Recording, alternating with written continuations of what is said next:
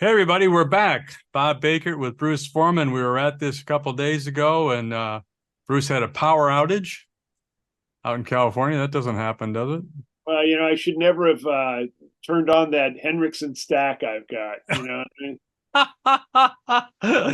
it? Blew out the whole neighborhood. Peter, Peter will be glad to hear that. The power is sagging, and in the Foreman quadrant, he must be he must be doing his thing again. What can I tell you? Yeah. Hey, so the last thing you said to me was you had some other things you wanted to add to our last Yeah, conversation. yeah. I mean, I remember I even wrote it down. I was now, of course, I can't find where I wrote it. No, but I wrote it. I was just talking about how guys were having fun. You were talking about the fun factor of playing. Right. And like I was talking about Wes and Barney and Busy and all those guys and how much fun they had and how they really, could communicate that through music. And I always remember what someone said to me, which they probably stole it from somebody else, so I won't worry about getting the right person. But they said people won't remember what you played, they won't remember what you said, but they'll remember how you made them feel. Ah, all right. And I've always taken that to heart. It's like you definitely want to create a feeling in the room and you want to leave people with something. Now, I'm not saying everybody should be joyful or funny or happy. Yeah. They can be serious, they can be thoughtful, they can be introspective, they can be angry. You know what I mean? There's nothing wrong with that, but just say something. Don't show us you can play the guitar, say something. I uh I started a book a while ago, and one of the chapters is why we perform. Uh-huh. And I'll let a little bit of the cat out of the bag. Some people perform to show off. Some people perform to make money. It's a job. Some people Yeah. perform to pick up chicks or men or whatever it is that you happen to be into, or whatever gender you are, however that works. um some people perform to display talent and work, like classical pianists. I mean, there's a lot of work that goes into playing those pieces, as there and then some people play to communicate for self-expression. And so I like the self-expression part, but I really like the part with the communication, where you're there to communicate what's in your heart with somebody else's heart and see if you can touch them, see if you can connect. And so I think that's what you're kind of talking about a little bit there. It's exactly what I'm talking Yeah. about. I mean, and, I've had these conversations. When does it become art? Does it become art when you do it, or does it become art when it actually connects with someone? It's like, to me, there's that weird component in it. You know what I mean? I mean, I love to play, and I play for myself. I spent, 2 months here, in my room, 2 years in my room, during a pandemic, just playing for myself, Right. and loving every minute of it. And every day I love it more. So, I mean, at the same time, it doesn't feel like it becomes art to me until the connection is made. And again, like I generally communicate fun and funny and joy. That's generally the things that come out of me. Right. When it's not always, sometimes it's sadness, sometimes it's thoughtfulness, introspection, but whatever it is, it feels to me that that's where it becomes its most, Anyway. yeah. Well, um, for a guy like you, with all of your history and where you've been, who you played with, the stages you've been on, to articulate that it's not art until it connects, is that's a big statement. That's just how I feel. And Yeah. again, I've always been the guy who's like, I don't want to tell anybody else how to do what they want to Right. do. I really believe that the fundamental part of this thing we call jazz is that everybody must be themselves. It's a personal expression. So Right. when I say these things, they're for me, Right. and hopefully to give people a reason to think about it for themselves, but not Right. not to adopt it. They should only adopt what's their thing, because that's what makes it this beautiful personal expression of freedom. I mean, we know where it came from. It came from, African American people, 100 years ago, who definitely didn't have a lot of agency in their lives in this Mhm. society that they were living in. And the one moment that they could be free in themselves was on that bandstand playing that instrument, making that music. That was a place where they could fly, where they could be themselves 100%, and no one, nowhere was putting any, restrictions or on any of that. And that's, to me, the genesis of this music, and we all need to retain that spark in order for it to continue to grow and to thrive. I couldn't agree with you more. I mean, I could not agree with you. That's right. I could not agree with you more. No, I totally agree with you that, for me, I mean, these days, my playing is pretty much relegated to Thursday nights. I go to a jam session, and we call it a jam session. That's really not what it is. What it is, it's kind of a modified open mic with the jazz band, and people play the head and they get up and they call a tune and play. It's not like 12 guys in a room. You mean a jam, the old school jam session.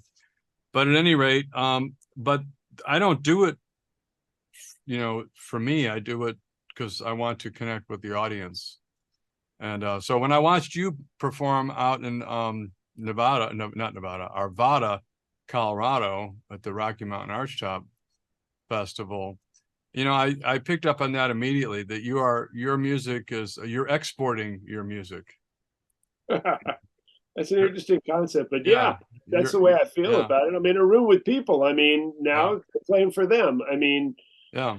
by myself, I play for me. Yeah, no, I mean, you're definitely. I mean, we've all seen people, and there's nothing wrong with it. It's their expression, but like the piano player that's just brilliant, but he's not wanting you. He's expecting you to observe him perform rather than and that's his way of trying to get his soul out into the universe, and that's fine. That's the way he does it, and that's how it works. And then you get someone who their art, if you will, or their connectivity is when they know they got you eyeball to eyeball, and you make a phrase, or you play something, or you say something, or you sing something, and you connect with those audiences almost like as if that woman or that man is the only person in the room.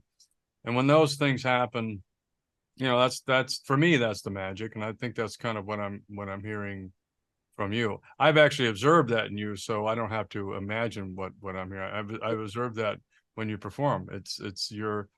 You are there to connect. Uh-huh. But I'm there to play to my best ability and live in the moment. And Of course. I mean, I've got these sounds in my head, and I'm trying to get them out on a guitar, and you can pretty well hear from my playing that I'm hearing a lot of things. Oh yeah. I'm a pretty dense player. So, I mean, it makes it for a challenge to approach the guitar in a way that not many people have ever approached it. You know what I mean? It's kind of it came up from the way I hear, from what I listen to, but from my experience playing with people. And then, like you say, my desire to connect with an audience and to, maybe my latent comedian tendencies and my writing tendencies. I write novels, and I've written that libretto and of the red guitar, and I'm deep into the philosophy and the psychology of playing music. Those things are all fascinating to me. And I mean, don't we all wonder why it picked us? I mean, does anybody ever stop to think that? I'm sure I'm not the only one. Like, why did the music pick us? And specifically the guitar. I mean, did somebody sit up above and go, that one, we'll get that one. We'll lay this on him and he'll never know what hit him. You know what I mean? That is that's a profound question. Why did it pick us?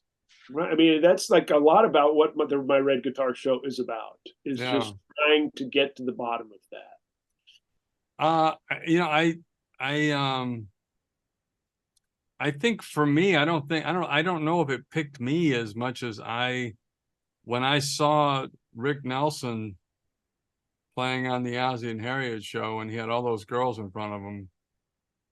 I think I picked it.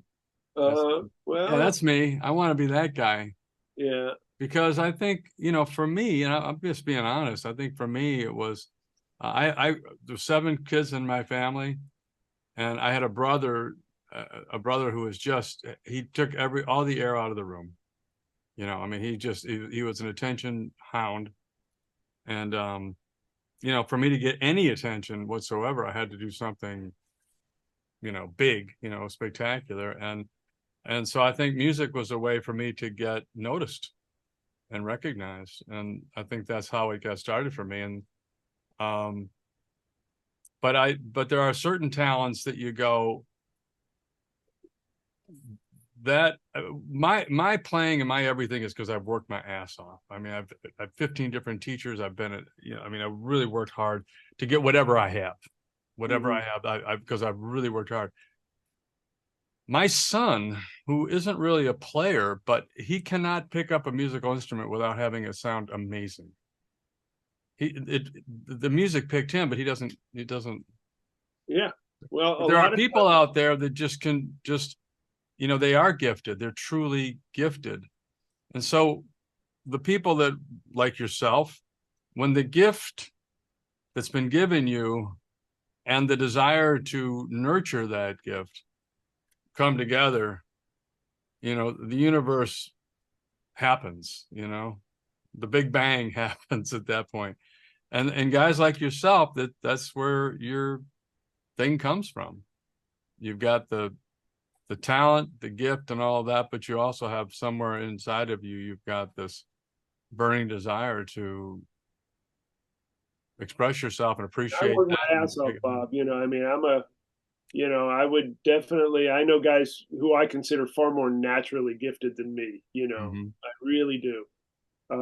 They don't necessarily play any better, but Right. I mean, it's a lot easier for them than it is and was for me. Yeah. But then you're right. The ones that work hard are the ones that generally get the furthest down the road. And when it's mixed with that, the people that really are talented, Yeah. then you get this freaks of nature, you know, And then the special gift to want to connect with other people, you know. exact. Well, you know, I mean, and again, like we know, hell, you know, Keith Jarrett probably would not be in that group of people that gives a shit about other people. He pretty much resents their being there. But at the same time, he when he did, I mean, he's not playing now, but I would still say that music grabs you Yeah. nonetheless. You know, it's still high art. He's not. That's not a motivating factor, perhaps, but it's still. Or Bill Evans. You know, you could see how introspective he was. But I mean, how can you sit and listen to that and not just be moved? You know, to an incredible degree. So I know you can't hear that, but can you hear that guitar at all? no, Yeah, I don't think so. but you know, I mean, that's like I you know, that's why I'm so careful. You know, I do what I do. I resent when people kind of tell me what it's supposed to be because I know that I just know too many people, you know, who I respect too much, who do it many different ways. And I would never be the guy to tell someone else how to do that thing, that Right. part of music. You know, I teach and I work with people on their music, but that part of it, I'm very careful not to intrude because that's a personal decision that needs to be nurtured within oneself. And finding oneself is a very solitary uh, exploration. You know, and you teach at USC, Yeah. and you've been there for how long? 16 years. How many people you think have gone through your program?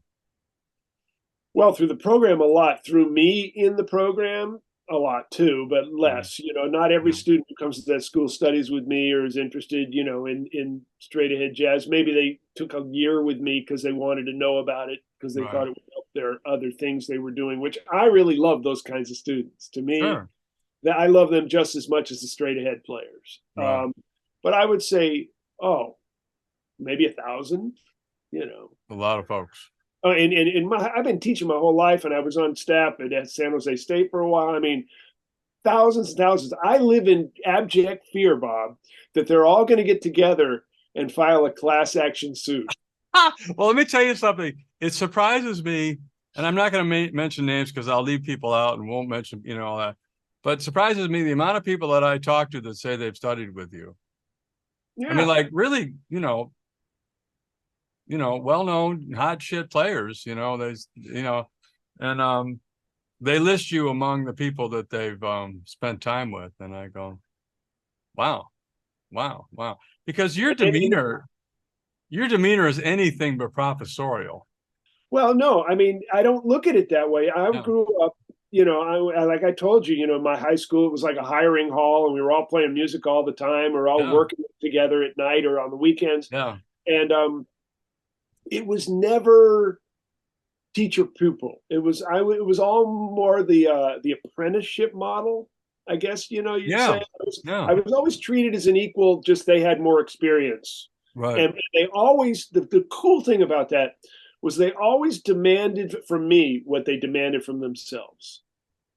It was, you know what I mean? That was the thing. Like, you get on the bandstand, they just expect you to be like them. And of course they know you can't, because you're like 17 and they're, in their 40s, but they still expect certain elements of it to be equal. They treat you as an equal, and then they just help you because it's in their best interest to have you play better because you're playing with them. And that, to me, has been the way I've embraced teaching. I just look at my students as fellow travelers along the same path, except for I've been on it longer. Man, I wish there were more of you in the world. Well, wish more people, were had the Forman-esque, approach to life. Make life so much more interesting. You can't spread yourself around that much, Bruce. I mean, but thank for God for the internet. I guess I can do a little better than I used to. You're doing a pretty damn good job. My friend and I play with Bill Hart quite a bit, who was out in California. Spent some time with you out there. I don't know if you remember Bill or not. I mean, that was maybe 30 years ago or something. And Bill's list of people that he studied with, including Joe Pass and all these different, like it could be 2 days in a hotel, whatever. Right. Or, Bill went on, and he said he had spent time with you, and he went on to run the school at AIM, the guitar department at AIM, for 26 or 28 years, something like that. This is one of your former, and he's taught thousands of people as well. So, it's funny how, one man, can, your approach and your fingers and all of that, it gets to, a lot of people, and then those people teach, and those, and that goes on and on and on. So, that's the beauty. I mean, and I was given this stuff just like I give this stuff. I mean, it's not like I don't own any of it. And, and my big thing, the more talented the student is, right, the more I hear, but everybody, I kind of say this to myself all the time: don't fuck this up. You know what I mean? Like, I know. Listen, really, I mean, that phrase is in my vernacular. I promise you. Yeah. Yeah, a doctor would probably feels that same way. A person comes into your office, and the first thing you take is like, "Don't make this worse." Right. And to me, that's always been. It's kind of the beauty of teaching, because I'm not. I mean, there's like two kinds of teachers: the Methodists, I call them, and of course, and the Presbyterians and the the method. I know. The first lesson you're going to get this, and the second lesson you're going to do this, and the third. And I know a lot, and they're very successful teachers. That's just not my way. Right. My way is like, I've got a person here.